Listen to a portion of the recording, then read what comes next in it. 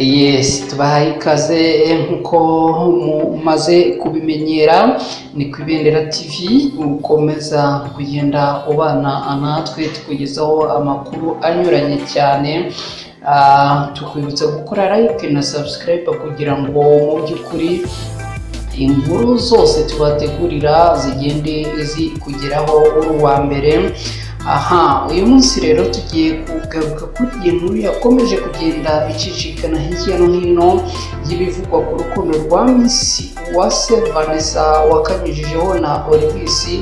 Bikaba biri kuvugwa ko mu by'ukuri uyu mukobwa yaba yamaze kongera gutandukana n'umukunzi we uzwi nka Kabaru Uti ukomoka mu gihugu cya Repubulika Iharanira Demokarasi ya Kongo, nyuma y'uko aba mu by'ukuri bari bakomeje kugenda bakanyuzaho ndetse byavugwaga ko bashobora kuba bagiye kwambikana y'urudashira. Diana Kate Ntirushwa, reka ngo nkubwire ko mu kanya ngiye kuza turambura iyi nkuru tuyiva imuzi n'umuzingo.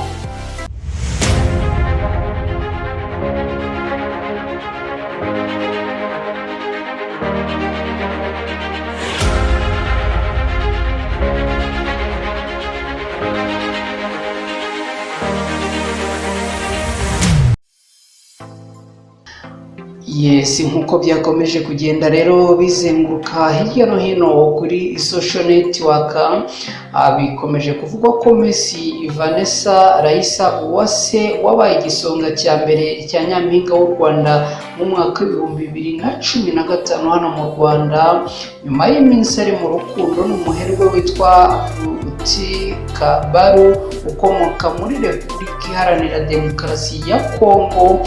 Bikomeje kuvugwa ko aba bombi baba batakiri kumwe mu rukundo. Mu minsi ishize nibwo ibintu byari bikomeye cyane, hari ibicika urukundo rurahashyushye ndetse runashyushye hagati ya Miss Vanessa Uwase na Putin. Byanavugwaga ko aba bombi bendaga kurushinga mu minsi ya vuba. Hagiye hagaragara amafoto atandukanye aba bombi bari kumwe ndetse banagirana ibihe byiza. Gusa ariko ubu abenshi baribaza byinshi kuri aba bombi nyuma y'uko ubu ari Miss Vanessa ndetse n'uwo musore bendaga kurushinga magingo aya nta foto n'imwe mu mafoto bari barigeze gushyira ahagaragara ikiri ku mbuga nkoranyambaga zabo, yaba ari kuri Instagram page ya Vanessa ndetse no kuri Instagram page y'uwo musore. Iki ni kimwe mu bimenyetso birimo kugaragaza ko aba bombi bashobora kuba batakiri kumwe, dore ko byanateje urujijo muri benshi bakeka ko aba bombi baba bamaze gushwana.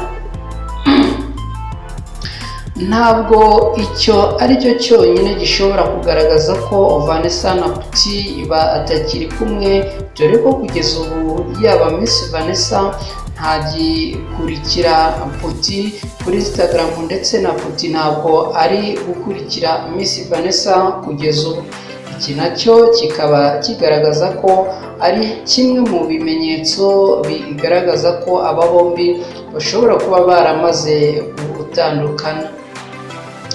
Ibi bibaye nyuma y'uko mu ntangiriro z'uku kwezi Putin yahaye impano y'ikanzu Miss Vanessa ihagaze agaciro k'amafaranga y'u Rwanda miliyoni 2, ndetse nyuma akaza kumuha n'indi mpano y'ifoto ye yamukoreshereje mu giti.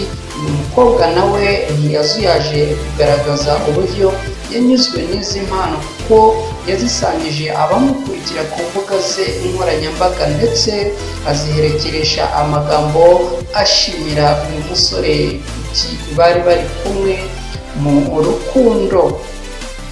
Nyuma y'igihe kitari kirekire bakundana, uyu muherwe w'umukongomani witwa Kuti Kabaro, akaba yari yaramaze kwambika impeta Miss Vanessa, wakomeje kugenda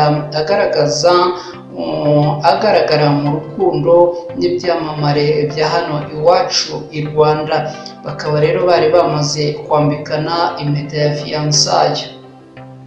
Mu mwaka w'ibihumbi 2016 nibwo Olivis Mugabo wo mu itsinda rya Active yakundanye na Miss Uwase Raissa Vanessa. Ibyishimo byabo ariko ntibyarambye kuko Vanessa yabenze Olivis amwita ko ari umwana. Icyo gihe kandi Vanessa yanditse ubutumwa agaragaza ko yongeye kubaho adafite umukunzi, aho yavugaga ko yararambiwe gukundana n'umuhungu w'umwana ugikeneye kurerwa. Umuhanzi niwe wavuze ngo aho urukundo ruri rurigaragaza. Natwe reka dukomeze tubitega amaso. Njye nitwa na Cretine Ndushwa, aha ni ku Ibendera TV. Ndabashimiye cyane, kugira amahoro y'Imana.